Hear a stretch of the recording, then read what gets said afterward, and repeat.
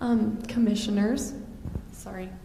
We're just gonna really quick, because Jerry Abbott, our commissioner chair, is not present, and our commissioner pro tem is no longer a commissioner. Audrey Moore has conducted before, and so we were proposing possibly having her, if everyone's in agreement, we can just have her act as pro tem for this meeting. Is everyone good? Okay, great. Yes. Audrey.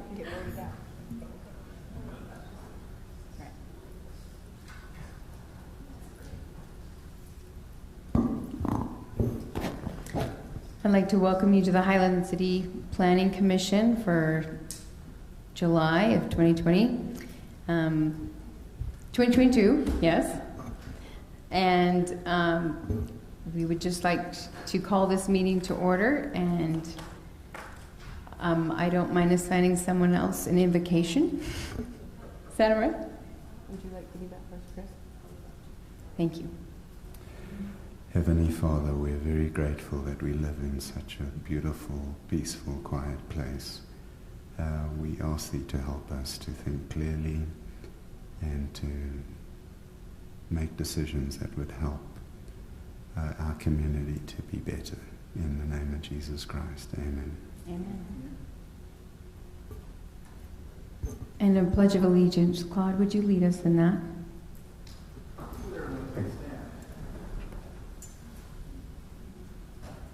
Pledge allegiance to the flag of the United States of America and to the republic for which it stands, one nation, under God, indivisible, with liberty and justice for all. Thank you. Sorry, for the swearing in of commissioners, which was our first item, we're actually going to be postponing that till the next meeting. Trent Thane can still vote as a commissioner, so we'll just, be postponing that one. All right, it looks like our second item is unscheduled public appearances. Do we have any of those? Doesn't look like it. Okay, we'll go ahead and go on to number 3, items on the consent agenda. Approval of meeting minutes. Do I have anyone who would like to approve of those minutes? I'd like to make a motion to approve the meeting minutes of the 28th of June 2022. Is there a second? I'll second it. Thank you. We'll go ahead and move on. Do I need to state who? Oh, should we, let's vote on that. Commissioners? Aye. Yes. Yes. Thank you. All right. Item number 4, minor subdivision plat, final plat, HHC Highland. Kelly, will you go ahead and share that with us? Yes, thank you, Commissioner Moore and the other planning commissioners. This is a minor subdivision, just a 2-lot subdivision, requested by Daniel Herzog and Eric Davenport. This is a vicinity map. If you can see, the road just on the north end is 10400 North. You have that Murdoch Canal Trail that's just south of it. So we have a minor subdivision process in the development code that basically, for when a subdivision is 3 lots or fewer, we simplify the process where typically you would have a preliminary plat that would go to both Planning Commission and Council, and then they come back with a final plat to go to Council. For these minor subdivisions, we just do basically a collective final plat. It goes to Planning Commission once and Council once, and so this is coming to the Planning Commission. The Planning Commission will need to hold a public hearing for this, and then it will go to the Council after the Planning Commission makes a recommendation. This is the proposed plat. You just have 2 lots here. They're 1.25 acre lots, just proposed in the R140 zone. They obviously get their access from 10400 North. 10400 North is designated as a street in Highland City that has the landscaped parkway detail, the parkway detail that you see along like Alpine Highway and Timp Highway, etc. And so that is a requirement of the plat. They're reflecting it's a 29-foot parkway detail. 9 feet has already been dedicated as right-of-way to the city, and so it's providing a 20-foot landscape easement to make up for the rest of that parkway detail, which will be landscaped with the subdivision. Just a little bit of staff review. Like I said, this is in the R140 zone. It meets frontage and square footage requirements for R140, and it's also consistent with the low-density land use in the general plan. There are several easements on the property. I'll just go over them really quickly. They have the standard 10-foot public utility easements that will be on the front and on the sides. On the south end, if you see right there, there's a rather large easement on the south end. Jordan Valley Water Conservancy District and Provo River and the United States Bureau of Reclamation all have easements on that portion of the property. We've already received red lines from Jordan Valley, who also provides red lines from the Bureau, and we still have Provo River that's having to review it. But basically, there's a stipulation added to staff's recommendation that basically says that all of the requirements will be met by these 3 entities on the plat. As far as citizen participation goes, we sent out all the appropriate public noticing requirements for the public hearing. We also sent out, as part of it, the radius notification letters for the 500-foot radius around the subject property, and we haven't received any resident correspondence or concerns. This is our recommendation, so we recommend that the Planning Commission hold that public hearing and then accept the findings of the fact that it meets development code requirements and general plan requirements. And then the stipulations are all pretty standard. The first 3 kind of give us the freedom to, with the civil plans, with civil construction, if there are things that the city engineer is requiring for, as far as public improvements go, that we haven't addressed yet, that those will be addressed. And then that 4th stipulation is the one I mentioned that addresses the 3 entities that we'll need to review, and there'll also be signatures on the plat. And then there's the proposed motion at the bottom of the slide. And our applicant is also present if you have any specific questions for him after the public hearing. Thank you. Appreciate that. I would like to now open it for public hearing. Is there anyone who would like to make comment? Okay, I'm closing public hearing, and I'm going to the commissioners to make comments, ask questions, and get clarification. Go ahead.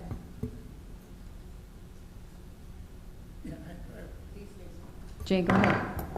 Okay, just so I understand this right, before, if it's approved, before anything would transpire, like the easement adjustment agreements would be in place. That is correct. The plat would not be able to be recorded without their approvals. Okay, that's what I needed to know.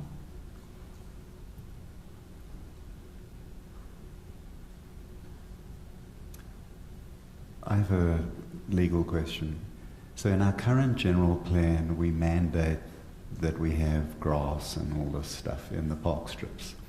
And later on, in hopefully 5 minutes, we'll be talking about xeriscaping and hopefully proposing to the City Council, if the commissioners are in favour, and they may not be, of instead of mandating grass, encouraging / mandating xeriscaping or xeriscaping.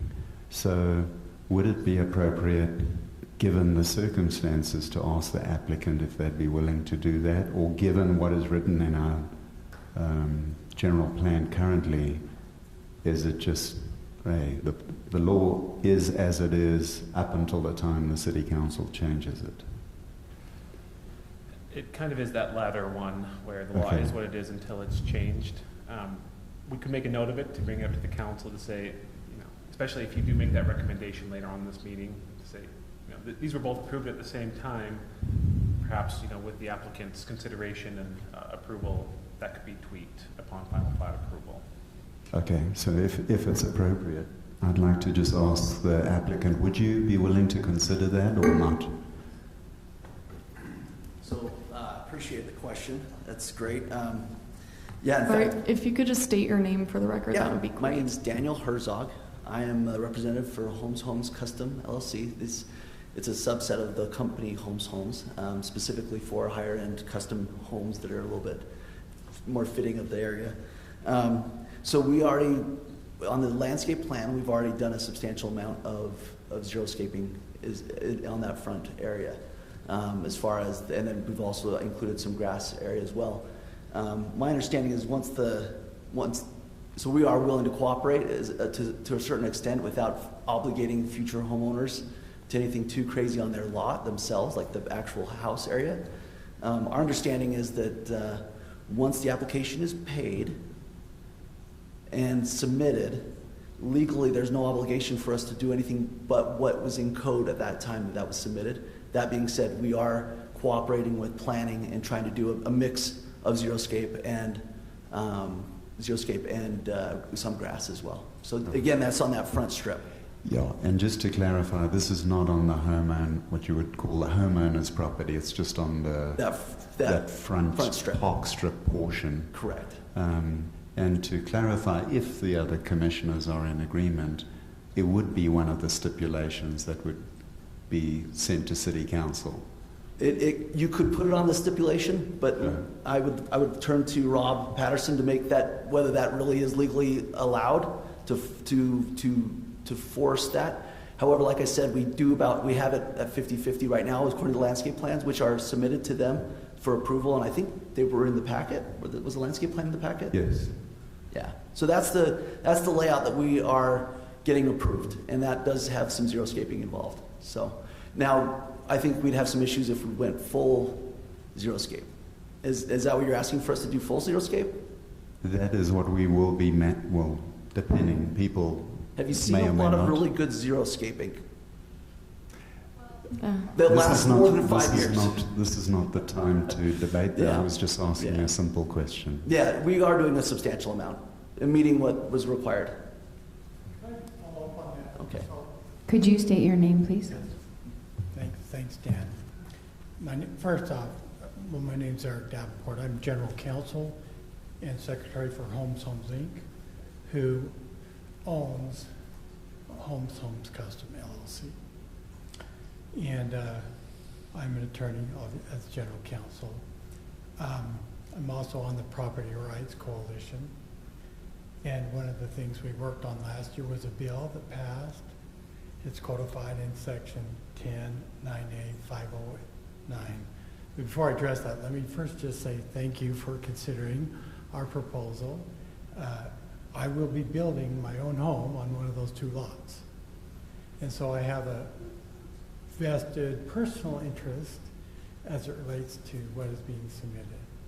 So I'll note that as it relates to that issue and mention, as Daniel mentioned, that we have submitted a landscaping plan, and if you look at it, and as indicated in the recommendation, a substantial amount of that landscaping plan does in fact include xeriscaping. A lot of bushes, trees, etc. So I haven't done an actual calculus, but as Dan mentioned, it's probably somewhere around half of it is already xeriscaped and the rest is lawn. I'll just say from a personal standpoint, I don't want rocks where the lawn is. I don't want rocks or things like that. I don't think they're very appealing. I hope that doesn't offend anyone. But I will note that according to the statute that was passed, the law is currently that whatever is in force is applicable to the application. So if you were to pass a new requirement, and I have the statute in front of me, and I'm very familiar with it because I was involved in the legislation to get it passed, for this very reason, that they don't allow planning commissions or cities or counties to, after an application is submitted and the fee is paid, to then look at your plan and say, oh, well, wait a minute, we're going to change the rules on you. We're going to now, we've paid people to do the landscaping plan. We bought this with the understanding of what is required and not required. And the law is now you can't go back. You can change your code as it relates to future applications, but what you can't do is you can't change it as it relates to prior applications that are submitted. So I would respectfully say that while we want to cooperate and want to do things, and I don't know that I probably, as Dan mentioned, agree to something if you just wanted more bushes or something. I'm not drawing a line in the sand, but what I am saying too is if you're asking us to right now stipulate that we would agree to whatever law you propose in the future, I would not stipulate to agree to that. But I'm happy to consider any change. I think what we've got proposed is to have half xeriscape is already, we don't have to have any xeriscape. I'm already doing half xeriscape. And so without intending to offend, I don't think I am. I'm trying to be amicable and professional. But yeah, I don't know what you would require in the future, and to ask me to stipulate to something that I don't know what you're going to require. So just so you know, that just happened to come up at the same time as we have this on the agenda further on today. It's something we've been working on. So he was bringing it up to ask you if you were open to it. If why not, we understand that we understand in keeping the law. We're not trying to do anything but we are trying to come up with some solutions for our severe drought. And we have the last big push of development in Highland going on. So we're trying to see what we can do to make a little difference there. And if it's any consolation, again, I'm happy to consider whatever. I think I'm reasonable. As I said, it's 50% xeriscaped already. And I will note this, that as part of the requirement, we've already purchased from Highland City $60,000 worth of water shares for pressurized irrigation, which is required. We will be paying another $46,000 in impact fees to pay for the infrastructure of that pressurized irrigation. So from a fairness standpoint, even though we will be putting in the xeriscaping, which is probably about half, in fairness, we've also paid for the water, and we'll be paying for the infrastructure. We're all just hoping that water shows up for all of us. I get it. We understand. Thank you very much. Appreciate it. Question. Can I ask a question? Yes, you may. Oh, sure. Okay. Sorry, I didn't mean to. Oh, no, it's I fine. wasn't excused. I apologize. So, in my little iPad world here, is the landscape area over the top of the pipeline easement area? Mm-mm. It's the So other that's side. the back of the property. Okay. So they put in the 6-inch water main, a very large water main at the very end, and so I can't build on that water main. It's 37 feet on the back of the property, but it's right next to the trail. So if you were to ride down by the trail near my property, you'd see a lot of buildings stop about 37 feet before the trail because that easement. No one can build. They'll let you build non-permanent structures. You can put a fence across it. You can put grass. I have already called and talked to them about what my plans were as far as, and keep in mind, it's just going to be my wife and I that are going to be building a house there. It's kind of our retirement home, so not saying this to incur any favors, but she's in a wheelchair. She has MS, and we're going to have a sidewalk that goes out to that trail out the back. It's going to go over. They've said as long as I don't use reinforced concrete, I can have a sidewalk across that easement and have a gate out so we can go right onto the trail, and her wheelchair can go up and down that trail. And again, I'm not saying that to incur favors. I'm just telling you that's kind of our vision for this lot. So it's not going to be very impactful, so to speak. It's just kind of our retirement home. Okay, so if I understand it right, essentially over the pipeline easement, there's essentially nothing other than maybe sidewalk or driveway or something like that. Yeah, so what I'm going to put grass in a putting green. I hope that, and they said that sounds great. So I can chip to that because I can't do anything with it. So, Right. Or something similar to that, or it may not be, but I don't know that I'll get to that for a while, but something that I don't plan on putting any, I can't put any, you can't put a barn on Yeah. it Okay, that helps. Thank you. Thank you. Any other comment or questions? I have one for Rob, actually. So in the current, great, love the plan, by the way. So in the current master plan, we mandate grass, don't we? We mandate, we give options. We say, we actually did this general update a little bit ago. Yeah. Where we added in xeriscape as an option, but it's not mandated either way, and percentages aren't there. So we can potentially require some, but it sounds like they have provided a level of xeriscaping with that park strip. Yeah, no, and I'm thrilled with the proposal. I just wanted to clarify so that they don't wind up in trouble if we've mandated grass, but it's good that we have the option. Thank you. Yes. Any other comment or question from the commissioners? Okay. Feel free. Just want to go on record, Dan Herzog again, how awesome it's been to work with the city. Some of the best staff so far. Kelly's been spectacular. Joanne and Mike with engineering, it's been awesome. So thank you so much. Appreciate it. Thank you. And you can pass that on. All right, perfect. All right, I'm going to close the discussion for the Planning Commission. Are we ready to, anyone ready to make a recommendation or a motion? Yeah, I will. I move that the Planning Commission recommend or accept the findings and recommend approval of the HHHC Highland Subdivision plat subject to the 4 stipulations recommended by staff. Is there a second? All right, we got a second from Jay. Can we do a vote here? Trent? Yes. Tracy? Yeah. Jay? Yes. Claude? Yes. Chris? Yes. And yes for myself. Thank you. All right. Appreciate it. Appreciate it. We're going to stick around for the next one. We'll conversate here. Okay.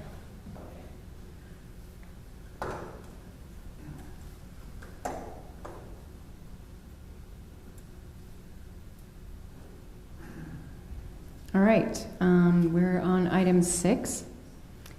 I'm sorry, you're right, and I moved too far on my computer. All right, we are on the definition of a main dwelling, and item number 5. And Kelly, could you guys share your presentation? Yes, thank you, Planning Commissioners. So on June 21st, the council gave staff direction to look at basically the definition of a main dwelling and what constitutes attached or detached from the main dwelling. So a little bit of background, existing code and the definition of a main dwelling. You have the definition of main dwelling, which constitutes like connected roof, 4 walls, uninhibited interior access, etc.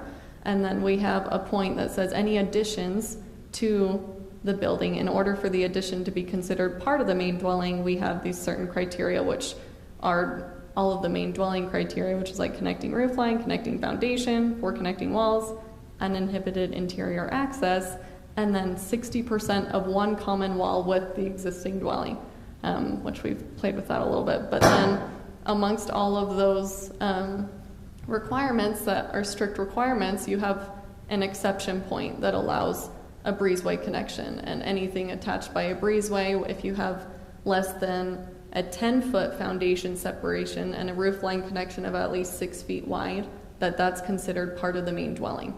And so with that exception, essentially you can have an accessory structure that's attached by breezeway, making it part of the main dwelling, so it wouldn't be subject to the square footage maximums for an accessory structure, nor the height maximum. It's considered part of the main dwelling. And so as long as they meet the main dwelling setbacks, they can make it as big as they want, as long as it meets main dwelling standards. Because with our accessory structure standards, you have a lower max height from 35 to 25, and then we have a 5% maximum for gross lot square footage for the accessory structure square footage.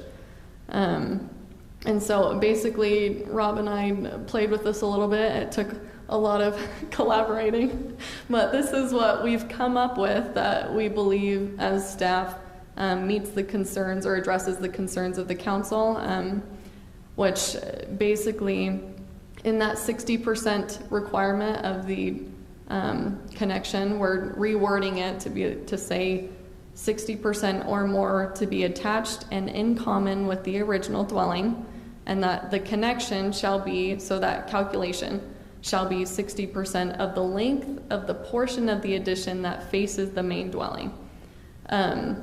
We looked at several city codes that have had similar issues, and we kind of combined a few of the wordings to accomplish what we were trying to accomplish. And so basically the point of that is so you don't, like the point of the 60% of the length is so you don't have an 8,000 square foot home and they want to put a 6,000 square foot addition, but then they only have a 10-foot wide connection.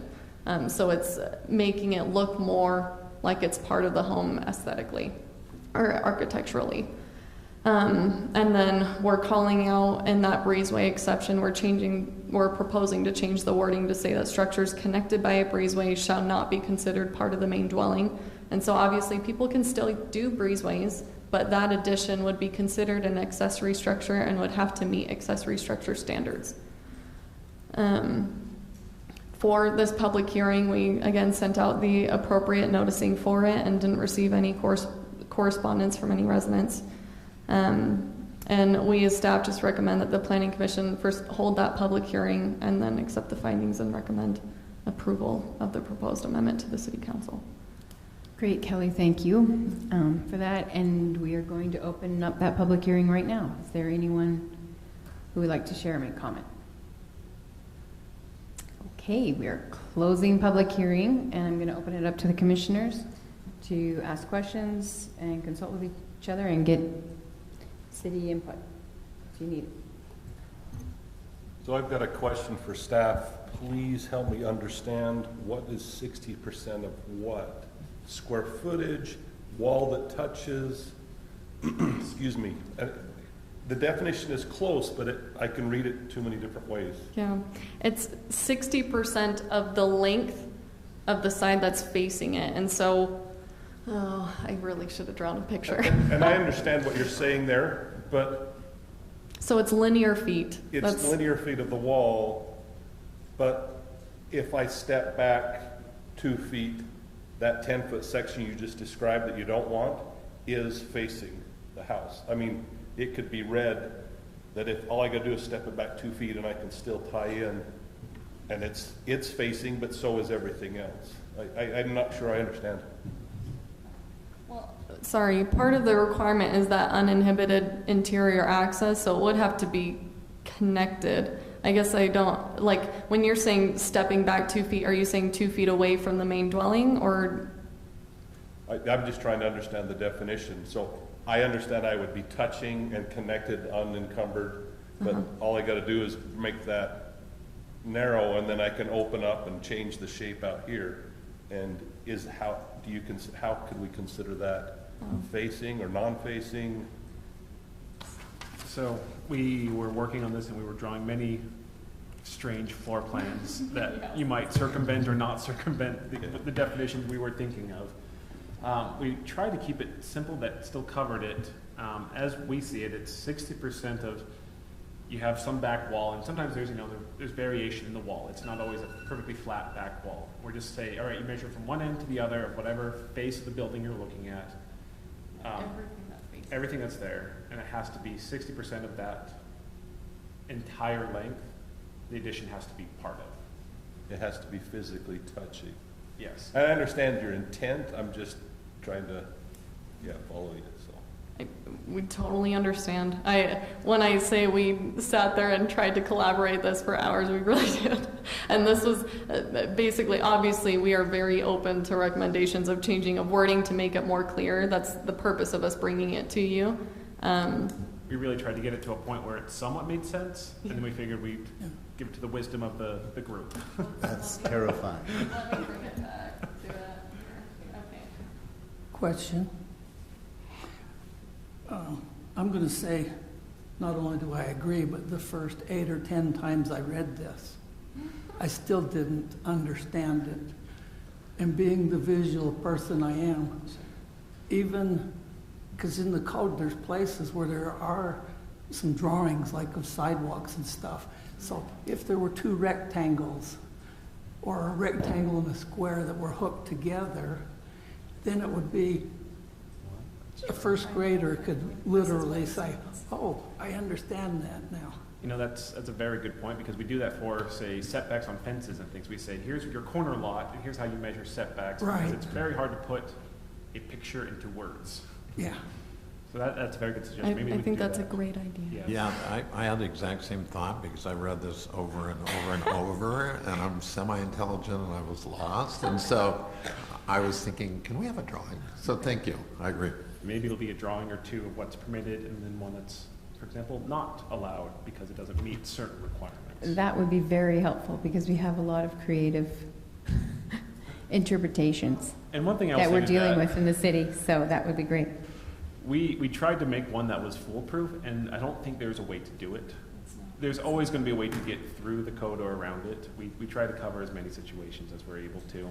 It's just whether or not a resident wants a very oddly shaped home. I think that's I think most what it comes down residents to. aren't going to want to do something really strange. They're gonna be like, that makes sense. It looks like an addition. We just can't have a code that says it's part of the main dwelling if it looks like it, Yeah. which is what we were trying to say. So just a point of clarification, does it still need to share common connecting roof line or not? Yes, foundation and roof line must connect. Okay, so just making up, fabricating an example. So let's pretend you've got a 100-foot wall and you've got a roof line, and then 10 feet away or 2 feet away, you build another building that's 60 feet in length, and they share the same roof line. So once it's built, it all looks like it's part of the same structure, but you've got some gap in between the buildings. No gap. It wouldn't work because there's no interior access between the 2 buildings. Yeah, that's I'm Yes. saying this just to make sure that I understand the way that it's written, because how I interpret that would be, in your example, you can't have it be 10 inches away or 2 feet or 10 feet away. Even if they share a common roof line, it has to be connected. So you literally are building the piano room or the theater room conceptually. It's not like you have 2 separate buildings and I'm connecting the barn to the house, kind of like we have today, where you've got this funny Yes. breezeway concept. The goal is to try to eliminate that. And it doesn't mean that this is also specific to additions to an existing home. People could build a new home where you have, say a very large kind of center home, and then there's kind of 2 wings that come off to the side. This doesn't touch that at all. That's the original home. You meet setbacks. This is for that exact situation. You had a big accessory structure you want to attach or you want to propose one. We're saying you can do that either as accessory, but if you're going to make it part of your main dwelling, which you get higher height, you get better setbacks, you have to make it really part of the house. Go back to the full definition. So that's the existing requirements are connecting roof line, foundation, walls, and then the uninhibited interior access. So those requirements don't change. So at least for Peanut Gallery here, according to the Queen's English, I think it's acceptable. But I guess wrong jurisdiction, though. I guess that's where I struggle is I don't like the 60% in there. I like what you said. Don't make it look ugly and ridiculous and you'll be fine. But how do you say it without putting a percentage? Because I also don't want to limit someone. You can make something looks really nice and it's only got 58%, or it may only have 30%. And so I'm good with all the other ones. The 4 connecting walls, I also struggle with that piece of it, but simply meaning all 4 walls can't touch, that's not what you're saying. You're saying all 4 walls have to connect to each other. Yes, so that, the 4-wall connection is basically, you have to make a box out of it somehow. It has to be a completed house. It Yes. can't be open. Yeah. The way I read that is all 4 walls have to touch the existing structure, and that's not what you're trying to say. Yeah, or I don't want that, because that doesn't. That's the tough thing. This 60% requirement was in existing code, and it was a piece of code that no one really understood. And so that's kind of why we're trying to reword the existing requirements to clarify this is what this actually means. But it will definitely, I mean, if y'all want to make a recommendation, if you wanted to continue it, or if you wanted to just make a recommendation of approval or denial, or approval with the stipulation that we add visuals that clarify these things and add it to that definition section, that could be an idea. But we could also bring it back to you with yes, we could drawings continue for you it to better consider. You can also, if you'd like, make a recommendation. We proposed language change. We didn't touch the 60% number. That's from the original code. The Planning Commission could revise that number if you wanted to propose that to council. That 60% is not included in the... That was existing code. Correct. And we actually went back to the history. 60% was a requirement for a long time, and then a decade or so ago, the Breezeway exception was added in. And it was weird because the 60%, as it's written, all the requirements wouldn't allow the Breezeway to work. And then there's just an exception that got added into code that said, regardless of what we said, it works anyway, as part of the main dwelling. So we're basically taking that back out and going back to just kind of what it was, but trying to clarify it. But if you feel 60% maybe is too stringent of a requirement to be attached, you want to allow people to build kind of wings that don't have to go. But maybe it'd be easier if we draw pictures for you so you can actually kind of look at, oh, that looks weird or that looks fine. So I have a point of clarification. In the text, paragraph or point 1, where it says to be considered part of the main dwelling, the last sentence says the connection shall be 60% of the length of the portion of the addition that faces the main dwelling.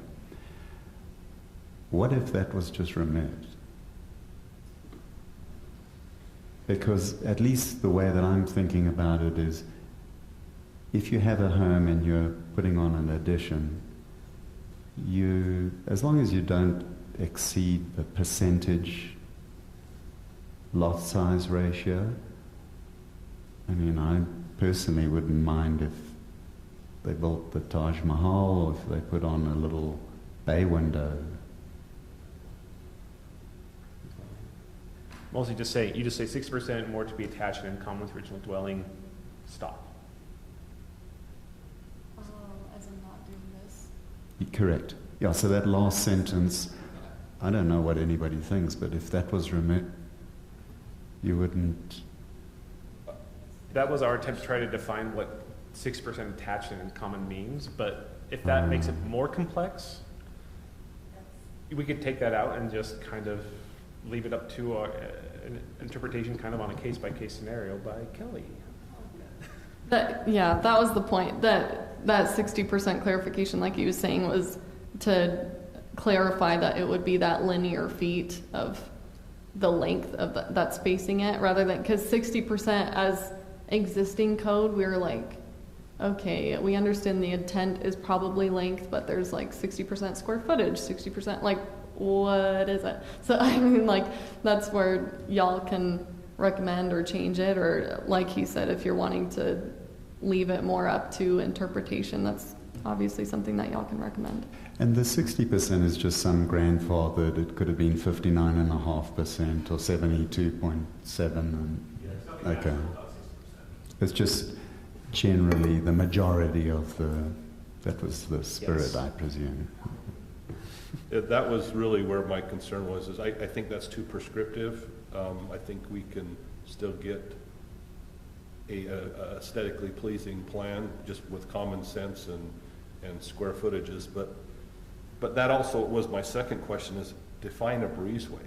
So I see that 60% as saying, if I have a 10-foot breezeway that's enclosed, it's now a connection, and that's what I see that 60% trying to avoid, is making a funny little bridge that's enclosed. So breezeway in the code, does it mean open air? Does it mean, what does a breezeway mean? Breezeways are typically understood architecturally as you have some kind of roof structure, but the walls are either fully or partially open. So you can walk through it, meaning you can have a breeze that passes through the way that connects to two different structures. So it's a hallway that's open to, in some regard. But it can be completely enclosed as well.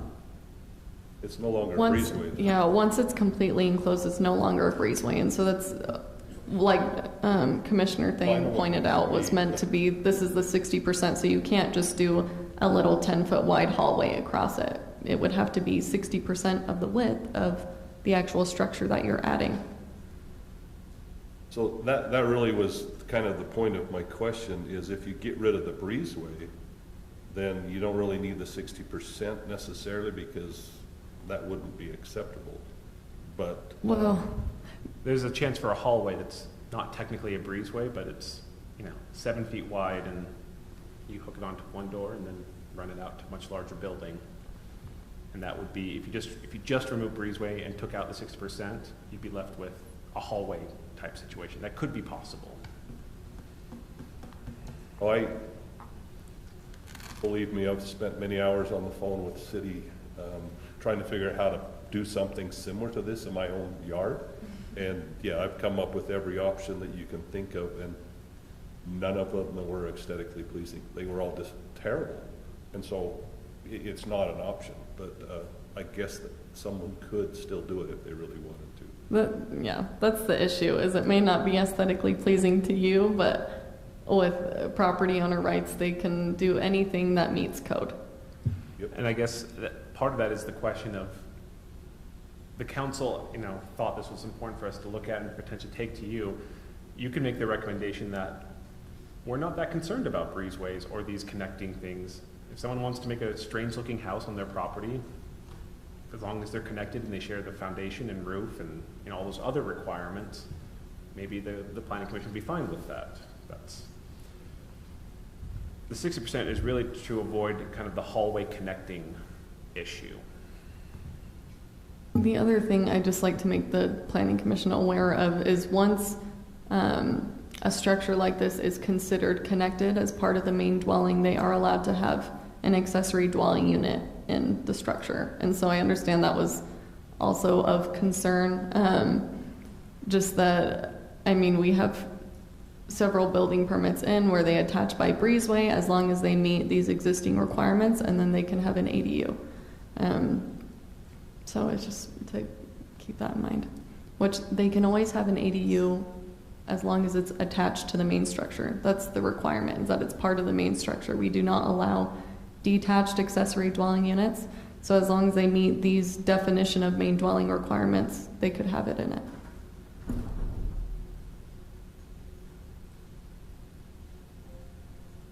And I had one other question. As I was reading through the literature, it talked about underground connection. What was that all about?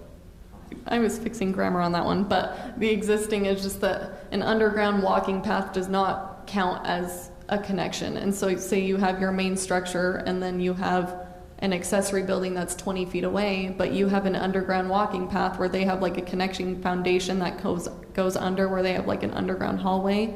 We're not considering that as a connection, or it's not considered part of the main dwelling. Unless it had a roof over it and walls. Unless it met like breezeway and yeah. So if it is underground and it is also above ground and they've added to the foundation to create this, because I have one of these on my street, I'm asking. So that is okay. Right, because it's not just the underground. They have the above ground stuff too. I'm sure there was some very interesting building permit that was submitted with an underground tunnel that connected two different buildings on the lot, and that's where that came from. All right, any other discussion and any help in verbiage that maybe people would like to contribute so that we can clarify this? I just struggle with the 60%. I don't know what the number is, but I think that's too high. Well, what if we did, this is completely winging it here, the majority of, which means 51%, I suppose, technically. But use the words the majority of, to be attached, and keep the same linear foot concept, but just use the word majority of. So we could add to the RIDs a recommendation to indicate the majority. Oh, so as an example, using that section 1 described above, and shall include at least a majority of the linear, the facing linear length to be attached and in common with the original dwelling, something like that. So it's like combining the two.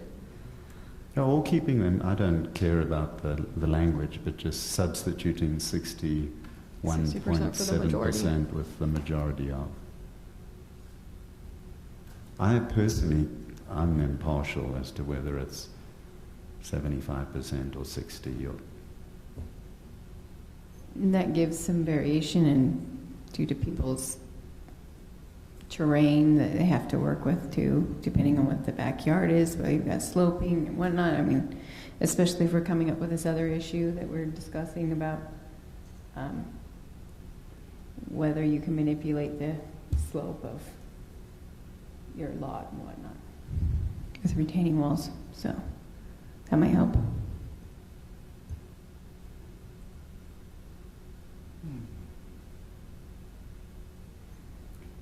Anyone else?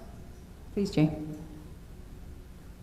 Just as we put together whatever recommendation, I would like to have included what we talked about as visual drawings, so that it's easily.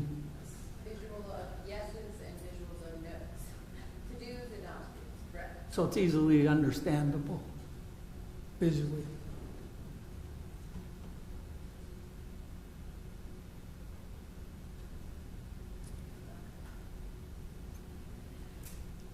All right, Kelly, so is this something that we can make additional points on a recommendation? Okay. You could just identify them as stipulations. Just Okay. the two.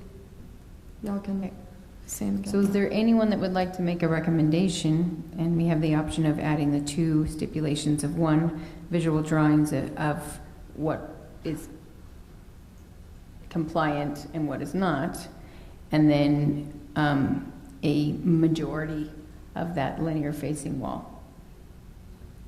And I'm not sure if I have all the verbiage for that, but so I'm opening that up to you, commissioners. I'm okay, but I don't know how to kind of put that all So together. if you want to approve it, then you can say the approval with the stipulation of, and then you can mention those two things, one of those things, whichever you like, and then get a second. Okay, so I'll try to give it a try. All right. And that would be, I move that the Planning Commission accept the findings and recommend approval of the proposed amendment to Section 10-102, definitions to revise the definition of a main dwelling with the addition of...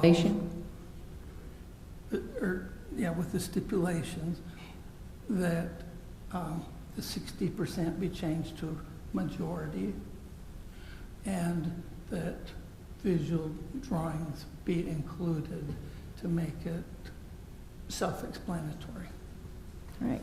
Of the what is allowed and not allowed, correct? Correct. Is there a second? Well, I would second that. Okay, Claude seconds that. All right, let's do a vote. Trent? Yes. Tracy? Yeah. Jay? Yes. Claude? Yes. Chris? Yes. And yes for myself. Thank you.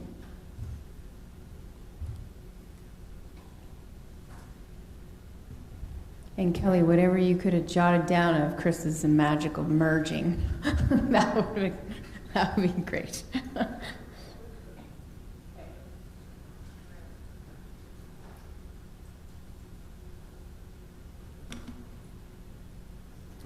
All right, we are on item number 6, and we're going to turn the time over for Kelly talking about the newspaper noticing. Yes, awesome. Thank you, planning commissioners.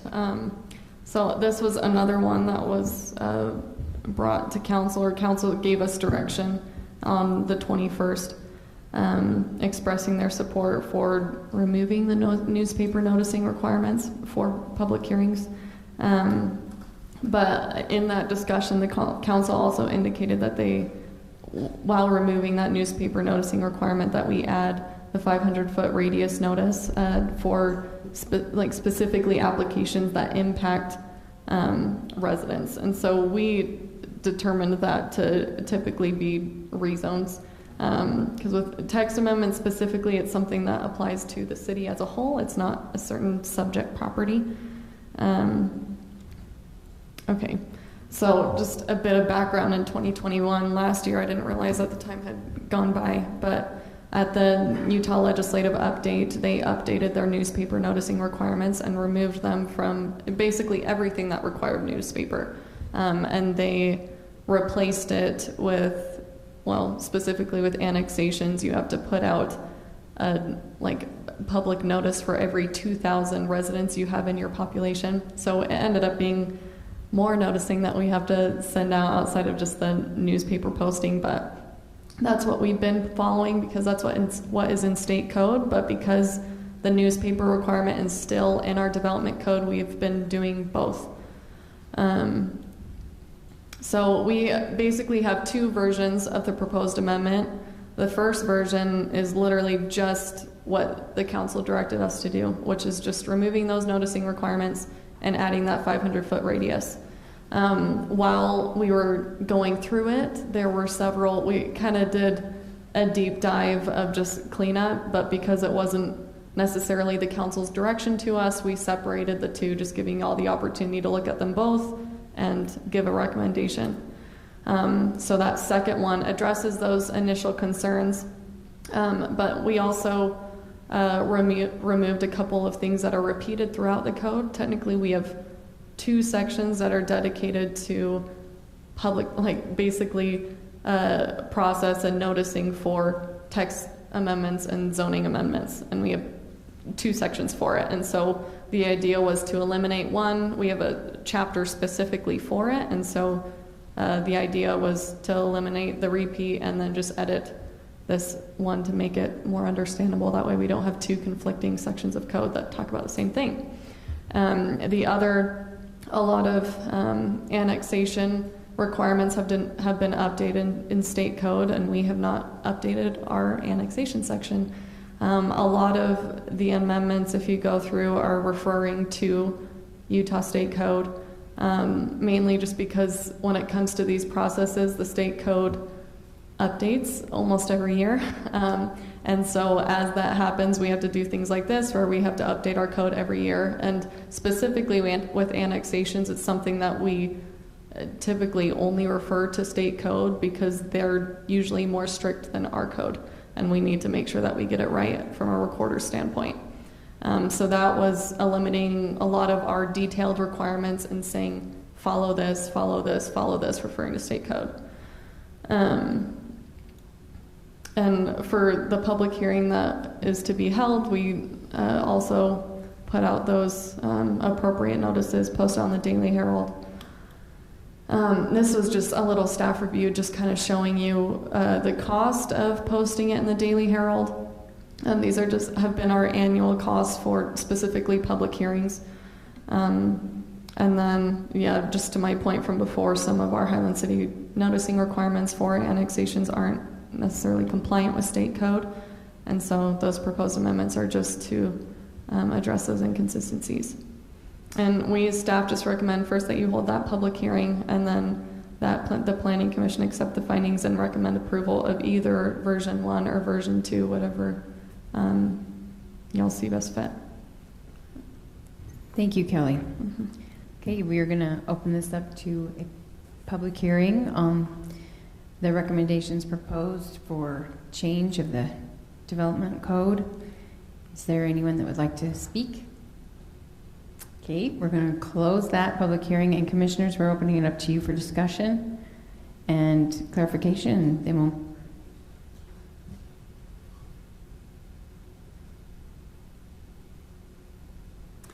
I have a question. In the notification requirements for rezoning, it's just the normal snail mail. Thank you. The nods suffice. That's great. Oh, yes, sorry. We send out the letters. Yes, so rezones get a notice actually physically mailed to everyone. Is anything else? Get that? Plat amendments and preliminary plats. We had to send out the 500-foot radius for their So- subdivision. Three things that you'll get a letter in the mail if property near you is being changed. okay. I'm not sure if I understood that. For the 500-foot thing, that's still, everybody gets a letter. Okay. It's Yes, just the only thing news- that's really removed is publishing it in the newspaper. Okay, thank you. I'm still struggling with option 1, option 2. What is the actual differences between them? We have in the staff report under the ordinance, you have version 1 and version 2 as part of like exhibit A. Version 1 is just removing the newspaper requirements and adding that 500-foot public or radius notice that the council requested. And then the other one is those two things plus some code cleanup. That's probably the best way to state it. That's the Yeah. version And I'm 2 is looking better. right at it, I just wanted to make sure it talks about the 500 radius lower on, but if it literally is just cleaning up repeated code, that makes sense. Okay. Yeah, we separated the two because one was specific council direction, and so we didn't want to just say, okay, and we have all these other amendments, you know. But Okay, councils, and anyone, or commissioners, would anyone like to make a recommendation, either the 1 or the 2?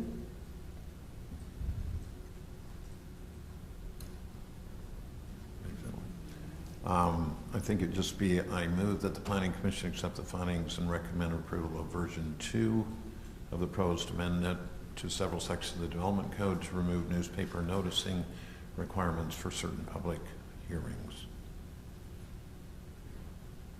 I second that. All right, commissioners, let's vote. Trent? Yes. Tracy? Jay? Yes. Claude? Yes. Chris? Yes. And yes for me. Thank you. All right.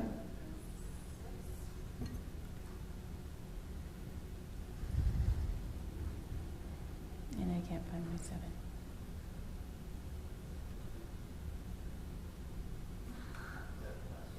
that's meant to be 7A, 7B, 7C, Yeah. 7D. I know.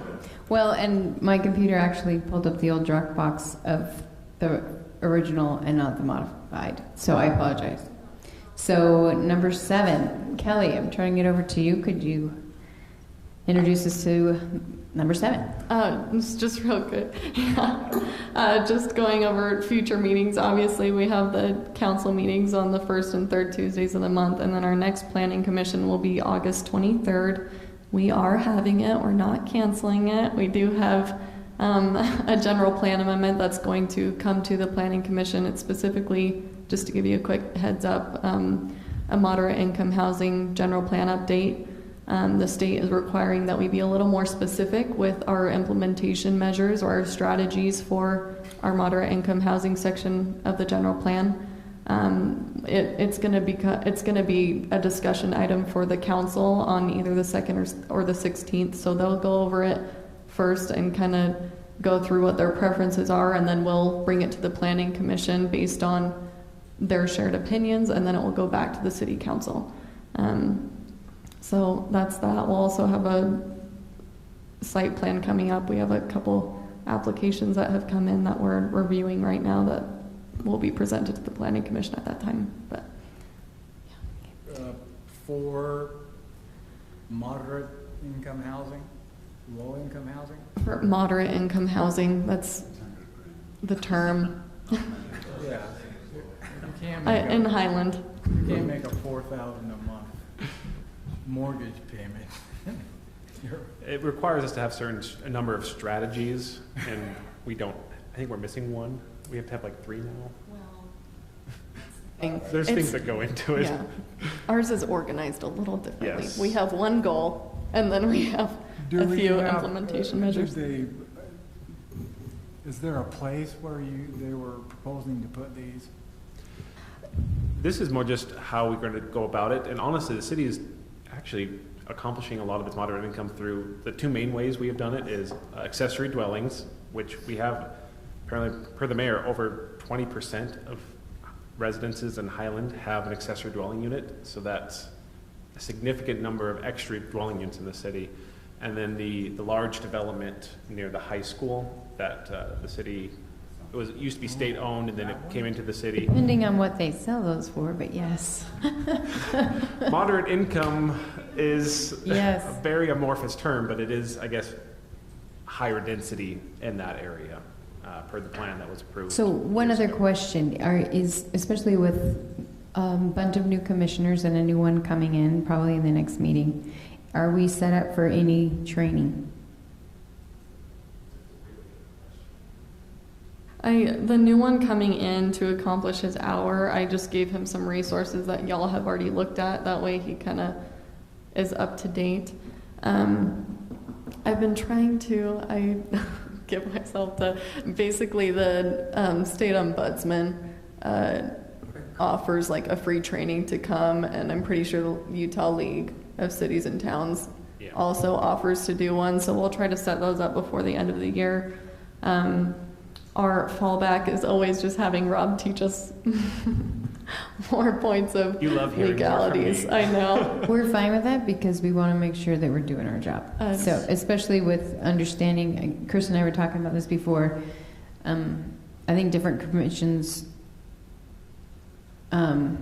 have the vision that they're actually supposed to be not just sitting here approving things, but actually be coming up with Planning. improvements and clarifications and problem solving. And so understanding those boundaries would be really helpful, the perimeter and the scope that we're supposed to be covering. I was going to ask, are there any specific issues or concepts you'd like us to have a training or discussion on outside of the realm of that? That's a good point of kind of the role of the Planning Commission, how active in kind of advancing a agenda. I don't mean that in a negative way, but policy goals and ideas. That's a great topic. Are there any other topics? And just the proper forum in which we can do that. I know in the past we've talked about legal issues is what's allowed to be discussed in the proper forum and what is not, so that we're making sure that we're following procedure with that and able to be effective that way.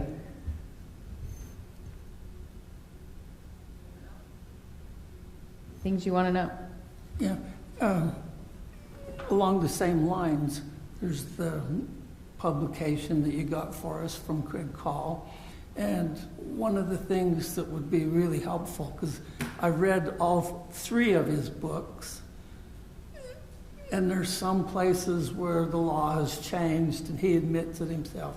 Mm-hmm. So as you look into the crystal ball for the city, it would be nice under the same scenario if you sort of cherry-picked, okay, here's some of the things that are going to be hitting you, or,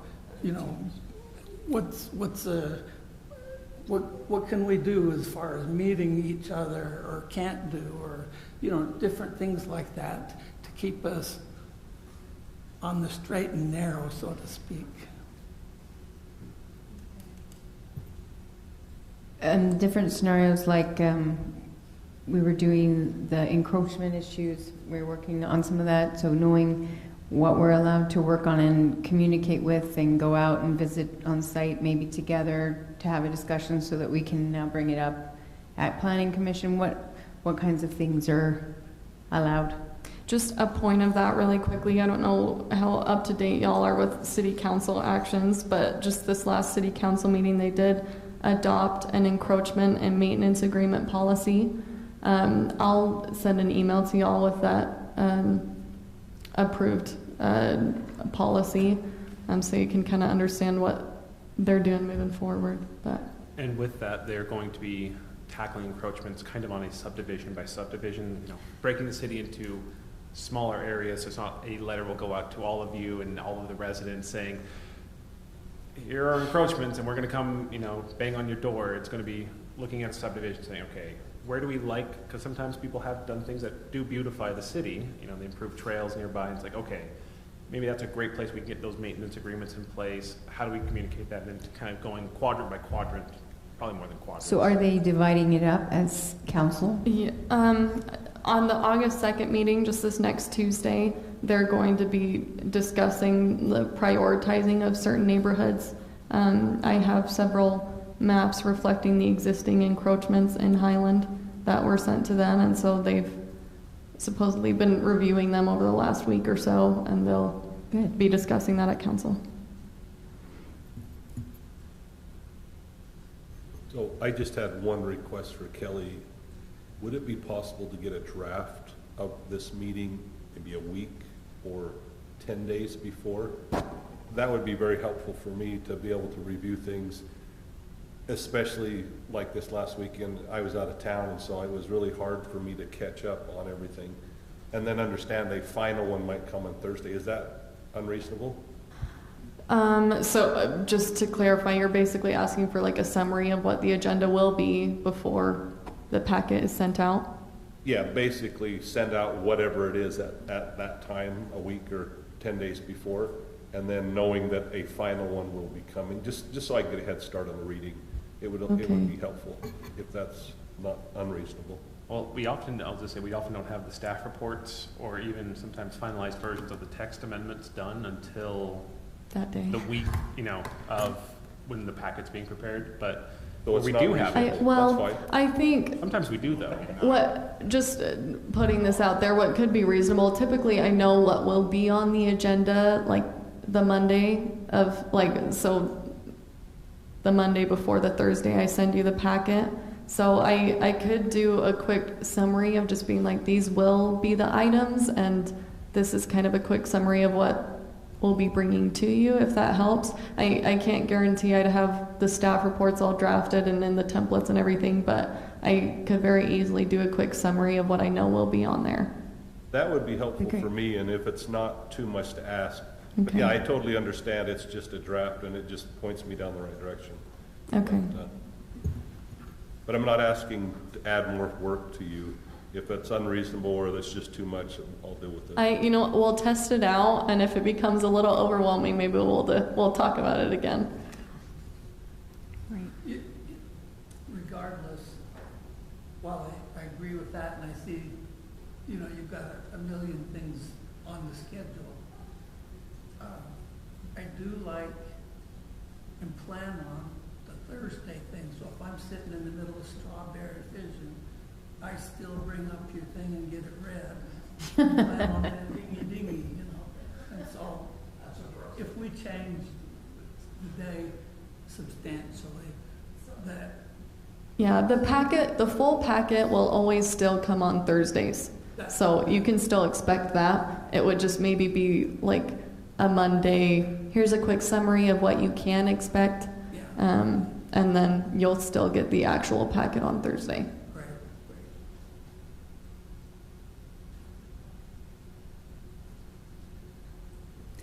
So do we have an agenda number 7? I think we do. So now it's those communication items on the slide real quick that Okay. Chris. So Planning Commission and staff communication items. Talked about the future meetings. Change master plan to mandate zero-scaping and removal of grass. We were going to talk a little about that, and Chris did email some things out about the definition of grade across city code and the definition of setbacks across city code.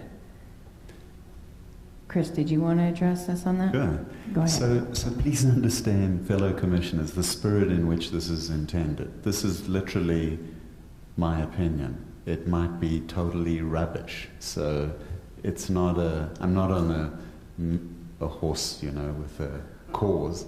It's just my peanut gallery comments.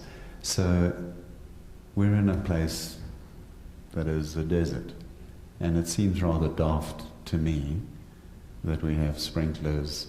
And as Rob just educated us a little earlier, our master plan mandates that in the park strip portion, so we're only talking about the park strip stuff, and we're not talking about any grandfathered things. So whatever has happened in the past, it is what it is. This is purely prospective.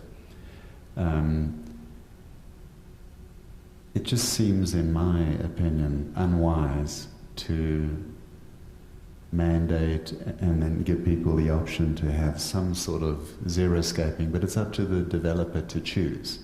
And so if we mandated grass a couple of years ago and then sort of moderated it somewhat to say it's an option, that if you want to do xeriscaping in the park strip, you can, I think we should just mandate xeriscaping in the park strip. But that's just my opinion. So, Jerry and I were chatting about it, and we thought, well, I wonder what you guys think about it. And we can't really have a little powwow just sitting in the lounge chatting about it. We have to do this formally. So I was just curious what you guys think. A dumb idea or good idea? I think it's a great idea. I was on vacation last week, that Phoenix, and maybe the county or maybe areas surrounding, has now mandated no lawns. Yikes.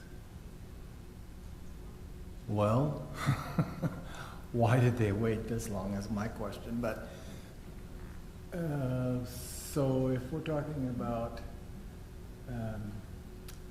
future park strips, I don't see where stones, xeriscaping, some kind of non-water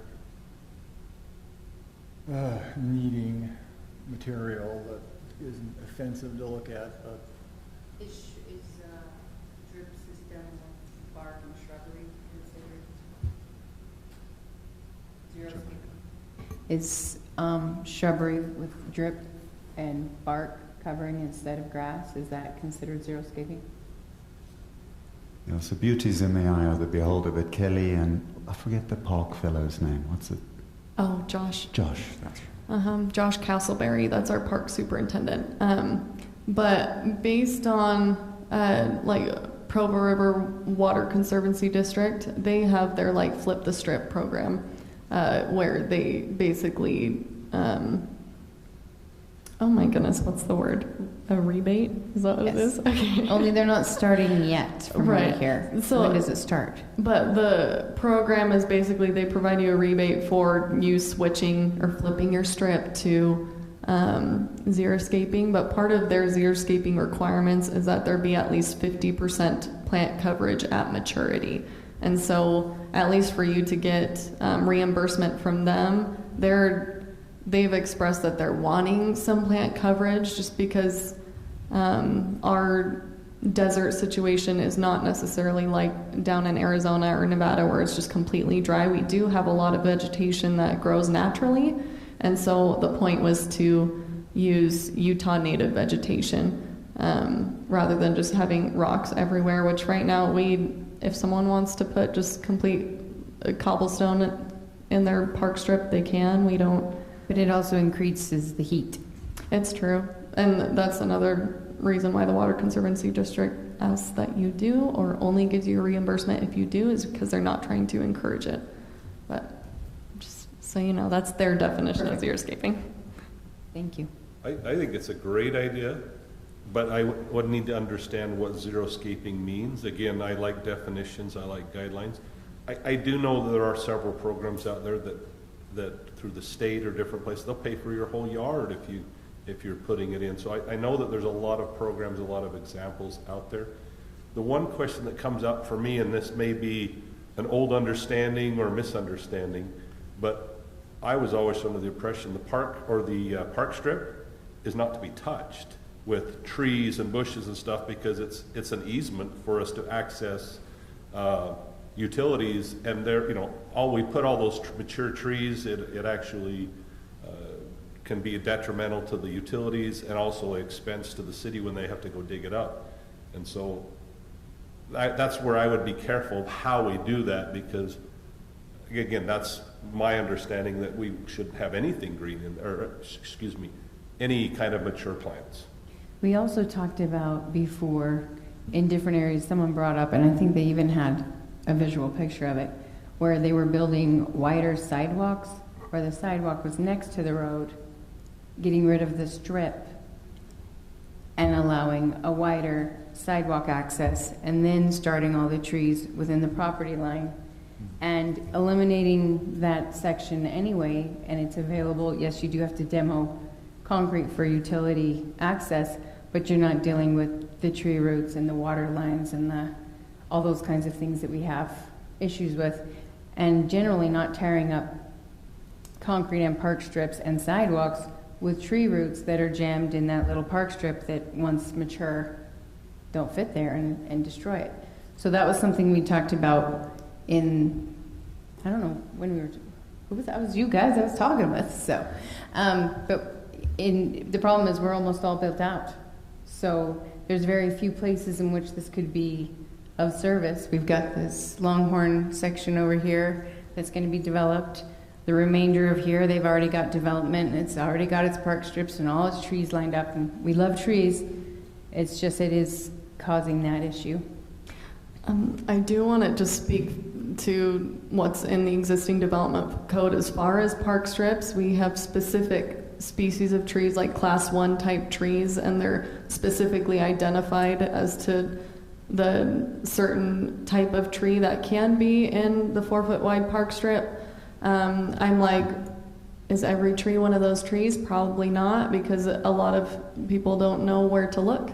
And so that's where we do get in that predicament where we have sidewalks that are lifting up, which in order for us to fix them, we require that the resident tear out the tree, and then we'll come and fix it. But as far as just allowing trees in park strips, that's what we currently allow, are these smaller species of trees. But yeah, that's all I wanted to say on that. Well, cool. I think just from a practical point of view, if it's okay with everybody, I just wanted to see what the temperature was. So what I'll do is Jerry and I will go back, we'll chat with Josh, and we'll come back with a sort of formal proposal that we can kick around and see what you think of. That will be specific about chapter and verse. So we will have a definition of xeriscaping Yes. for Highland. Yeah. Okay, and what about the grade, definition of grade that you were bringing up? Can we move to the next topic, Jay, or do you have? Yeah, I'm just going to comment. Please. The definition is important, and I may think we have to be in favor given what's happened with our drought. So it's all there, but the definition is critical. The sad part is how much impact that will really have, because we don't have that much to develop. But I still think the idea is correct, for sure. Well, we can do some things for stuff that's coming in for approval, but we can certainly, hopefully that'll look good, and the rest of us will want to follow suit. I'm watching it happen in my neighborhood. A bunch are flipping their strip without the rebate, because the rebate hasn't started yet. But everyone's concerned about metered secondary water, and they're trying to shrink their water footprint, basically. That was what I was going to recommend, is that you have something in the verbiage that encourages or allows people to do it. Because in my neighborhood, it's my understanding, I can't change mine because the code says I have to have grass. Yeah. Regardless, the city doesn't enforce it, people can do whatever they want. We don't want to go that way. We want to word it so that it allows them to legally do that. And because we live in a unique area where there's a lot of money, people seem to think pouring concrete solves all problems. And I want to know if there's, honestly, if there's some kind of impact on, before they weren't letting us collect our own roof water. Now they're saying you can, as a state, collect your own roof water, to water your gardens, do whatever you need to do with it. I'm wondering what the science is behind this. If we're encouraging the groundwater to be able to go down through and go to the lake is what we need, or are we just getting rid of water footprint on our property? Water usage, grass, trees. I'm just wondering what the purpose is. To my understanding, most of the motivation is just coming from our drought situation and so trying to limit water usage. I'm sure preserving water and bringing it to our storm drain system helps in a way with water to recharge and stuff like that, but to my understanding, the main purpose was for less water usage. And the issue with park strips too is just that if you don't have inline and you just have sod with the standard sprinklers, often most of that water is being wasted either on the asphalt or on the sidewalk. So I have a couple comments because even though I got this late, I have a high interest level in this. And I applaud Chris for bringing it up. First of all, here's the definition out of the Oxford Dictionary. Xeriscape is a style of landscape design requiring little or no irrigation or other maintenance. Okay? Now, those last few words does not exist because every xeriscape at the end of the year is cut down and it's dealt with. But initially, the vegetation uses the same water as what we're using right now, so to speak, and then it drops right off. Okay.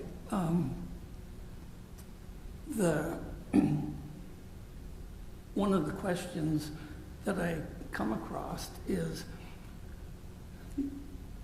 well, I agree. I looked at what's the water usage for our exact area, and what is the requirement for the plants that we have right here. And right now, if we took it to what Mother Nature would sustain and make grow, that would be 30 inches of water per year per household. What's being used right now is 50 inches. And so I'm going to say, as city people ourselves, we have to kind of also point the gun at ourselves, because one of the key places to start reducing water usage would be in the park strips and plant strips and this and that and the other. Now at the same time, I will say, I know some, I'm not sure how to put this exactly, the city has been contacted before by citizens that have been willing to pay 100% of having xeriscape designed and installed and done at their expense. And the city has not only said no, but exclamation no. So, there's some cultural issues. Can I ask you a question about that statement? Citizens have approached the city to reimburse them for doing that? No. Okay. To have professionally, to have the lawn removed and to have professionally designed and then installed real xeriscape. That was, just to clarify, before code was changed to allow xeriscaping, it had a grass requirement. And so in the past that happened several times where the city had to say no because it was in code that grass was required. That's correct. That's correct. So I'll just make two comments and then I'll stop. One of them is I would recommend anybody that's really interested, Utah State University with the Extension Service has published and done a lot of research on water usage and xeriscape for all of the cities and areas, in this case here, Utah. And I reread it again in the last couple days, and it is outstanding. You know, your stock just went up. And so, not knowing where this was going to go, one of my suggestions to Chris was, while I couldn't, well, with the xeriscape, okay, technically that's weeds, slag, rocks, cactus, spiky things, asphalt, bark, whatever. So there needs to be some definitions of what the community finds acceptable, you know, that they're willing to use. And then once that happens, my only difference really is that the master plan say it will allow xeriscape, so the citizens that would like to do it, that are willing and, you know, can start tomorrow, that they can go do it. And maybe that will start a wall of, oh, look what Highland's doing to save water, the environment, and blah-de-da-de-da, you know. And if we can piggyback on what the water district or whatever, who's offering the rebates to flip your strip. I know that there's like Pinterest pages on, because I've been looking at them, ideas for your park strip and how to do that. And I'm just walking around Highland, I would say, I don't know, 60% of the water on those park strips, the sprinklers are not lined up right. They are just going down the gutter. Mm-hmm. They're overspraying and for way too long. And it's just a ton of waste. I don't understand the park strip concept. Instead of having a broader sidewalk and then watering your yard with the trees and not having this extra waste, it's just sad we're all built out almost. But Okay, cool. Would you mind if I moved on to the next Please. topic? Okay, so to make something everlasting or eternal, you don't need to make it everlasting. So we'll zoom through this. And unfortunately, is it possible for you to bring up that setbacks, height restriction document? Just because of the pictures that are in there, that actually relates more to grading. Okay, so I have a grading section. You're looking for... There's a document that I sent to everybody a month ago, and the title of it is Setbacks _ height restrictions. I don't know. Kevin's computer. Gradient. Xeriscaping. Yeah, you got it. Setbacks. Here we go. And just to show the pretty pictures. Okay, so this is purely just for example, and this is just a comedy of errors, and there's no ways that you can account for everything perfectly. So this is just below the Strasbourg Chapel on 6000 West as you head south. And you've got this comedy of errors. You've got a cul-de-sac that the home is built at grade, but then it drops down to 6000 West. And our current code allows for different grading variations, and this is what you have as a result. Now, just to clarify with Kelly and Rob, the discussion topic that I wanted to bring up about setbacks, I believe that we took care of that in our last meeting in City Council. Did they give it the thumbs up? I believe that they did. Yeah. So here was the issue. This home is terribly close to the fence, and The challenge was that the property line goes into the road. Well, a lot of properties are like that in Highland because it's all sort of higgledy-piggledy. And in proper subdivisions, you know, like the homes guys, they have all of that resolved. But in a lot of other subdivisions, we don't. And so the conundrum was that the developer was just smart and went, oh, cool, your code says from the property line. So I'm going to build it 6 inches away from the fence.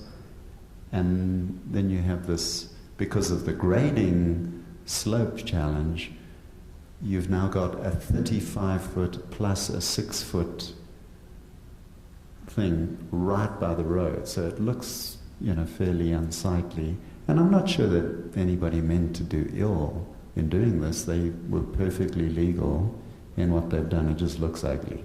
But fortunately, in our last meeting, we cleaned that up. So now the language is, it's from whatever is closest. If the property line is out in the road, the setback needs to be from the top of curb or fence line or things like that. So that's been sorted out. However, the reason... Correct. This, at least the distance away from the fence and the curb could not happen as of... Just to clarify, sorry, it's from like a back of sidewalk, so technically this property line did go into the sidewalk a little bit. It's not from fence, specifically because with our fence requirements, they have to go 14 feet from top back of curb on an area like this, and so it's 5 feet in from the sidewalk. So that's why it looks extra close, is because property line supposedly supposed to be at back of walk, and then you have the fence 5 feet in as our requirement is, but then the setback is from property line, and so that's why it appears extra close. Yeah, thank you. So we're not going to talk about the setback thing because that's already check the box, problem solved. The grading discussion, and I've had long chats with Andy, our city engineer, about it. We've got different sections of our code that are, some are in conflict with each other, and it's just inadvertent. These things just kind of happen. But the situation with this home specifically is you've got a gentle, what is called natural grade, as you go from the east to the west. Yeah. So you've got a cul-de-sac that has been built up because it makes sense engineering-wise that you want the water to not go pool into the cul-de-sac. You want the water to run out towards the street. So the home is level with the curb appropriately, but then the back of the property, because of our existing code, permits this large decrease. They've gone and filled that in the back, and then you can see, visually it's maybe tough to tell, but you see next to the car or the little van, you've got this retaining wall that starts off as 8 inches and then gradually becomes 4 feet or so, and then they're built up on top of that, and you can see where the foundation is. So if you walk past that fence, the cement foundation actually pokes up above the fence.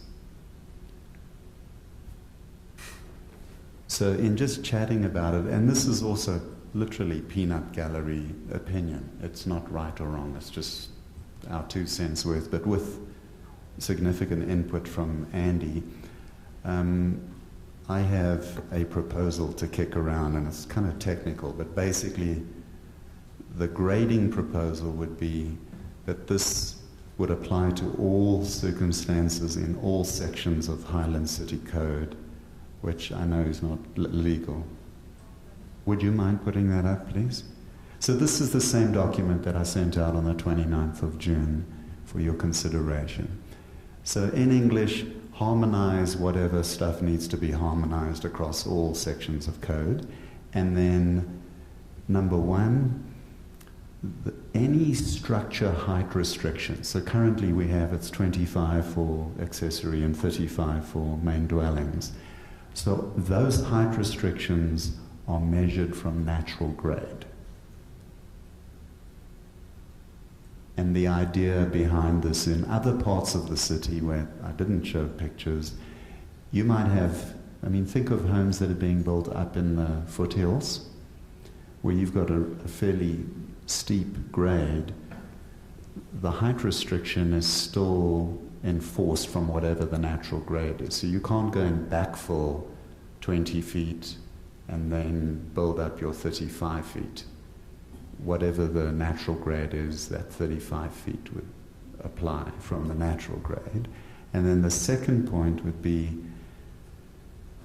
well, I guess there's sort of three ways of chopping it.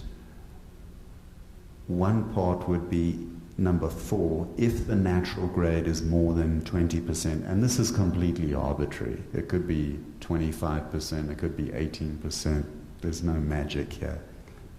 Basically, if the natural grade is steep, you're not allowed to change the natural grade, and no soil disturbance is permitted.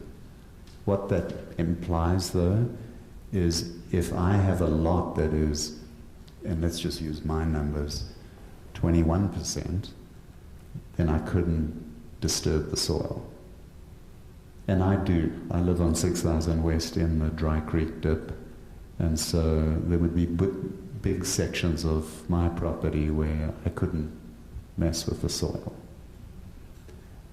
Can you dig down in it and create a flat spot without adding?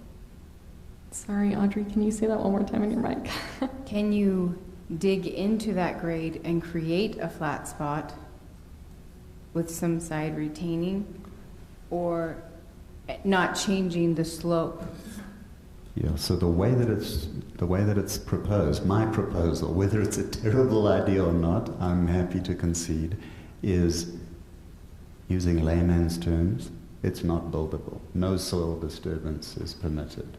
And if you go on that, I don't even know what it's called, that big loopity-loop past Smiths, if you're heading south, yeah, and you go down into Lehigh, if you look on the left, of death, that's what we call it. there's some crazy sort of magic building going on that lot, and good luck to them if we have a slight disturbance. So this may not be a good idea, but I'm just throwing it out to try and holistically address the whole natural grade or grading concept. Did we find that there were other cities like Draper that had adopted this? I thought we talked about some other cities that have this policy. So I have not spoken to any of the surrounding cities, but I know for sure Flagstaff doesn't do this. And Andy actually, I don't even know where he comes from. American Fork. So he's had some experience where he said some cities, but I don't know who it is. They don't have a lot of grade change, however. And they don't have any foothills. Okay, so then let me fill in the blanks here, section 2 or point 1, 2 and 3. If the natural grade is less than 6%, you can't change the natural grade. So basically, if you're on a kind of flattish piece of land or not significantly steep, please don't mess with it.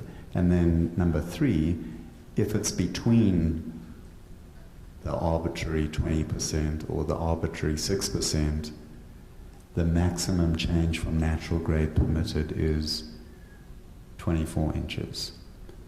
And the idea behind that would be, and whether it's 36 inches or 24 or 22 is also completely arbitrary, but the idea being that to build a home you need to have some sort of slope and appropriate excavation. But the spirit or the intent of this is, don't make Highland ugly by having big changes and excavation to whatever the natural grade is. I have one concern, and that's runoff. Granted, we all need runoff because we need rain right now. But where I was in Pleasant Grove, I got the runoff from my neighbors, and my house flooded 4 times. So to be able to build some kind of retaining between properties, because of the slope of their home, it went straight into my basement. And I just think we need to address that with all these houses on a hill. You know, if they're on the foothills and you have that sort of issue, you need to be able to protect the integrity of foundation and home, whatever that is. So whatever inches we decide allows for a retaining wall or some planting area to absorb water so you're not having run-in situations, that would be good. Okay, cool. And then number 6, just to, number 5, maximum fill permitted at the home is 24 inches. And that's also an arbitrary number.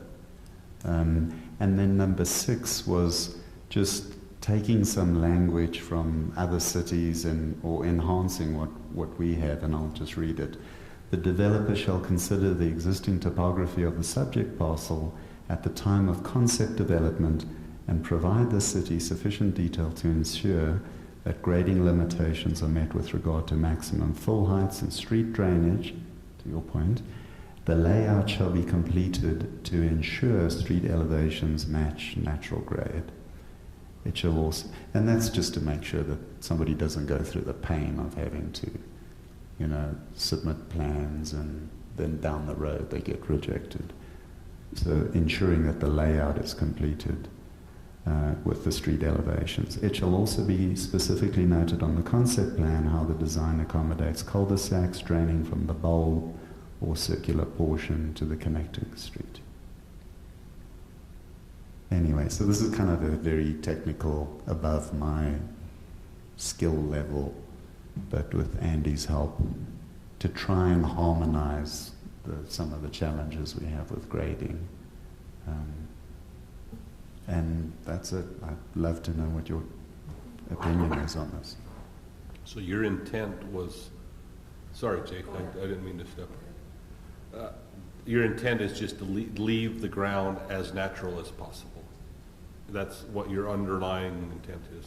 Yes, yeah. Concerns that I have is that this would make some areas unbuildable. Yeah. And would we leave in there that a person could go to the Board of Adjustments and ask for variance to some of these type of things? Or would it be across the board, absolutely no? So at least the spirit in which this is presented is kind of like we have now. So as an example, the obviously no-brainer homes proposal that we had earlier, they could have come in and said, please can we put 4 lots on here or 5 lots, or change it from R140 to R120 or something like that. So the same thing would apply if someone had a specific need. There's no reason why they can't. There are different avenues that they could pursue to try and ask for an exception. That's the other thing that came to mind, was just simply what is natural, because natural's whoever had it last, where they left it, or are we talking back to the Ice Age when it was formed? Just defining what that is, it's quite a large variance. So as I was asking, Andy was educating me, there is among civil engineers a very specific definition of natural grade equals, and I didn't commit it to memory, but there is some specific verbiage that civil engineers would understand. I was going to say, we have a unique situation in Highland with the gravel pit and the neighborhoods that have erosion dropping their backyards every year, which I find just amazing that was approved. But everyone's like, our yard's getting smaller each year. So we do have some of those issues, and they're still building in some of those areas and below those areas. And I'm wondering how this would impact the changes in that, and the last bits of property that are being sold below the gravel pit, which is applicable in Highland, as well as on the bench where they're continuing to build. So my understanding would be it's a permitted use currently if the gravel pit is tapped out and they sell off to a developer, the land is what it is. You can't go back 200 years and put the dirt there. So if it's currently pretty flat that would be the natural grade. So the backside curves and goes down. Yeah. Sorry, just a quick note. Typically, well, not typically, it's a requirement of any subdivision. The developer has to provide a grading and drainage plan. And so they'll reflect, hey, this is natural grade as is. So whether it's super flat or whether there are a couple of ditches or whatever there is in there, they have their grading plan, which is how they plan where all of the drainage and outflow is going to go. And on that, we do our best to address on-lot retention. We try to make sure that the grading of the lots are going to be on the lot or drained to the street to go into our storm drain system. But obviously, when people do raise grade and have to get a retaining wall permit, part of the retaining wall permit process, they have one of the deliverables is a drainage plan where they're supposed to show how they're addressing their on-lot retention. That way, none of the drainage goes onto adjacent properties. Obviously, we have random retaining walls that just show up, and then we find out that they're there. But that's just a point of that's just calling out. This is our process to try to address those things. You may see in areas in Highland that they're not always addressed, but just to know that in the development review process, it is something that we do review. And just going back, if you don't mind, Kelly, can you just bring that picture up again of the van next to the garage, that bottom picture? So the neighbors and everybody in that cul-de-sac, you know, you got Kevin and Anne-Marie and then the couple that is next to this home, they all being terribly polite about it, but they built their home with a walkout basement, and the neighbor has come along, and this has been under construction for more than a year, but now they're looking at this as their view. And so, yeah, it's permitted, but it just is unsightly, and there is no way to codify attractive or pleasant, but it just is unfortunate that this is what we have, and this is as a result of backfilling the property level with the street. I was just going to comment, that's where you would think CC&Rs or some kind of committee, or not everyone lives in those type of areas, but that would be one way to catch it. But I was going to ask you is, how large of a percent are you trying to capture with this? And I know where this is, and I would have considered it level or flat. So it sounds like this could apply everywhere. It's not just limited to the foothills or something like that. Would you mind?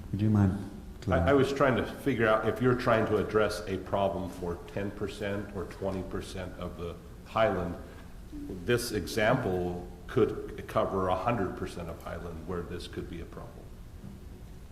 Yeah, well, it's.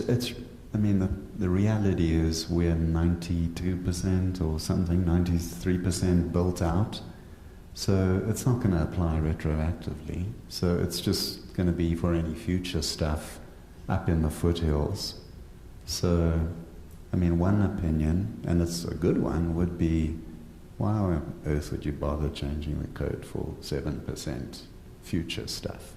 And that's a very valid point. Just a thought. First time I've seen Jay, this, can you use your microphone? the first time I've seen this is right now, because I can bring it up before at home. But with all the roadways and different things, you know, there's MSE walls that are put in because sometimes you got to change elevation 100 foot for a road, or when you start, I'll say design for a school or a church or some big piece of property, one of the first things that you'll do is balance the cut and fill. And so I'm wondering, you know, if any consideration, it sounds like Kelly does try to consider what's the runoff and this and that and the other, and the neighbor probably could put an MSE wall or a concrete wall or, you know, something of some height to hide the eyesore and then put some vegetation or something. But I'm wondering, is this an isolated thing or is this like a wholesale problem, cancer that we need to, you know, dig into? I don't know. So in talking to Andy, I'm just using this one as the unfortunate poster child, but part of the reason why it's the 6 points or whatever it is to try and address everything in the city, where Andy as the city engineer was going, yeah, and man, this is a pain, and if we could fix this, it would be wonderful. In our foothills, we've got some challenges with this, and pretty significantly. Now that Perry Homes development, as you come around Beacon Hills by the park, that's already, it's kind of a unsightly mess with these huge cement drop-offs, and we can't fix that because the horse is bolted from the barn. But it's to just try and ameliorate any future development and to do it in a way that, at least from our city engineer's point of view, as he was explaining it to me, just to try and harmonize everything in the city code and make sure that it's great. The spirit of what you're saying, I'm on the same wavelength. Yeah, and really, I've been on the planning commission for 2+ years, and we just have never really done any planning, and I'm not moaning about it, but we're quite frankly not the planning commission. We're the received proposal commission, and either we like it or we don't like it. And for very practical and good reasons that I support, we don't have the money to go fork out to review the whole master plan. And so I suppose I'll confess to being the activist of the bunch. And I would encourage us collectively as a group that if you've got a bee in your bonnet about a particular thing, all we need is 2 commissioners to have a pet peeve about something, and we can debate it. It might not go anywhere, and amongst ourselves we might disagree and it may not go anywhere, but if we do agree and it does go somewhere, the city council can go, no, that's silly, you guys go jump in the lake. Okay, well, we've given it our royal try. But this is just Chris Howden and Jerry's attempt to say, hey, let's do some planning, even though it's not quite a comprehensive thing. It's a little piecemeal bits and pieces. So should I bother with the grading thing, or do you guys think, like, don't even, thank you, but we got other fish to fry? Opinions, I would say don't worry about it. There's Okay. so little to do, but that's just my I think there's other things we probably should work on. What do the rest of you think? Thanks, by the way. Let's do the xeriscaping first. And as far as it is the foothills in which it's going to have the most impact from what we have left to develop. That one field as flat as can be, and then over here, over by the high school, that's pretty flat, and we just have random farms that are subdividing now and giving out their last parcels. So what I have a problem with is I don't feel educated enough about the percentage numbers and the grade numbers to say yes about this or no about this. I need to know more. That's where I'm at. Cool. The 2 gentlemen in the middle. Yeah, that's kind of how I feel. It's hard for me to visualize 6% versus 20% or whatever. This is my neighborhood, and this is, I think, unsightly and unfortunate. And so, to the extent that could happen in the future, it's worth looking at. Okay, I told Kelly earlier, I had when I was in Washington, D.C., I worked for the largest architectural firm in the world. And I left that position over this very issue. because some of the developers would come in and all of a sudden you're seeing a 20% grade for a driveway or negative grade or crazy stuff that only impacts somebody's pocketbook somewhere, but somebody's going to pay for it down the road. And so while I felt it was worth throwing my saber under the tank and let it get run over and leave, I'm thinking that there's other solutions for this very situation. And so I'll say, like in Xeriscape, you know, did anybody know 38 inches versus 50 inches? There's probably some missing information that I don't have right now that would not give me the warm fuzzy to say, let's charge down the road and attack this, pending more information. Yeah, thank you, Jay, because the intent of this was just to throw out the topics, have a little quick chat, and see if it's worth putting the effort into actually fleshing out a robust proposal that has all the data and definitions and whatnot. But I'm done. Let's go have a nap. Thank you. Thank you, everybody. Okay, so is this something that we would like to revisit at another time, or where are we at on this? When we have new developments, I'd like to talk about it. If we decide, if we find a great plan of xeriscaping or even for grading, we ought to let everybody know about that. And it might be something we could use, maybe from another city, maybe from Utah State, I don't know, but I don't want to just let it die. Okay, so it sounds like something that we want to revisit, Kelly, and that if we do, we want maybe some, I think we need some visuals because we don't know how to picture the percentages and in this grade proposal. We need just more information.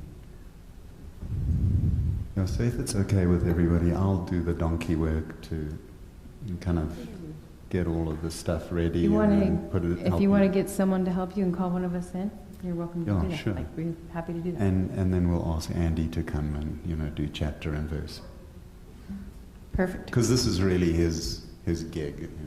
The civil engineering is outside my scope. Perfect. Okay, So, just a comment. Jay? I guess give my official commendation to Chris or whoever else was involved.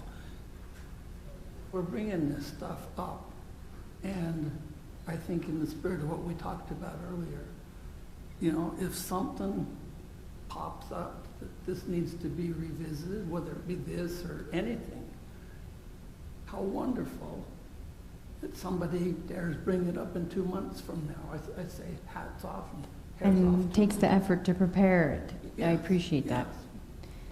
Yes, I think we all do. Thank you, Chris. And let's revisit it. We've got several more coming, and I don't know how much more is being developed on the Hill.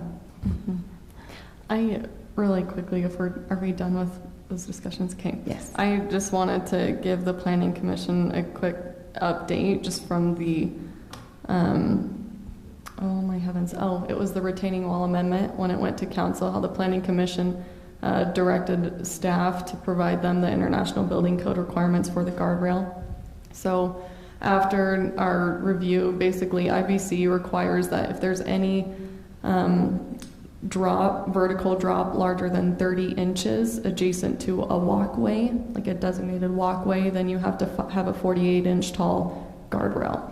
And so I spoke with our building inspector as to what defined a walkway, and he said basically it's a sidewalk or a pathway. So if it's like the path walking to the front door, or he said he's required a guardrail along a driveway when they had the side door to the garage adjacent to the drop, and so he's considering that a walkway. So when you have these daylight basements with the potential 11-foot drop. If there's not a designated walkway and say it's just kind of landscaping or you have a couple bushes, that guardrail would not be required. But if they had a designated walkway adjacent to it, IBC would require the guardrail. So that's what was given to council. They decided to just leave it as is with IBC requirements, and they approved the amendment. So just giving y'all that update. Thank you. I was just going to bring up one other thing really quick. Before a bunch of people retired from Planning Commission and we got some new people and then some people moved, we talked about organizing maybe a little and attending some of these council meetings, taking turns and reporting back so that we knew sort of the effectiveness or what has passed, what has not passed, the feeling of the council, and so that they also know we're partners with them and want to be involved and understand. If we wanted to organize and take turns throughout the month attending one or whatnot, and we can report back in just an email, you know, just say these are the things that happened. Then we're kind of a little more on page and see our effectiveness or our ineffectiveness. And we were also talked about being on committees with council on different projects. I know a couple of us were on a council with several of the, well, Brittany and I think it was just Brittany on ours, for the encroachment issue. If they need more personnel to cover something, we're kind of available to help in that. So I was just kind of opening the scope that we can be doing those things and volunteering and things like that. So anyway, okay, we can talk about that later too. I don't have anything else in front of me to read or say, but are we ready to close? Do we make a motion to close? Make a motion to adjourn the meeting forthwith. And it's second, correct? Okay. Do we vote? Trent? Tracy? Yes. Jay? Yes. Claude? Chris? Odd? Yes. Thank you, Kelly.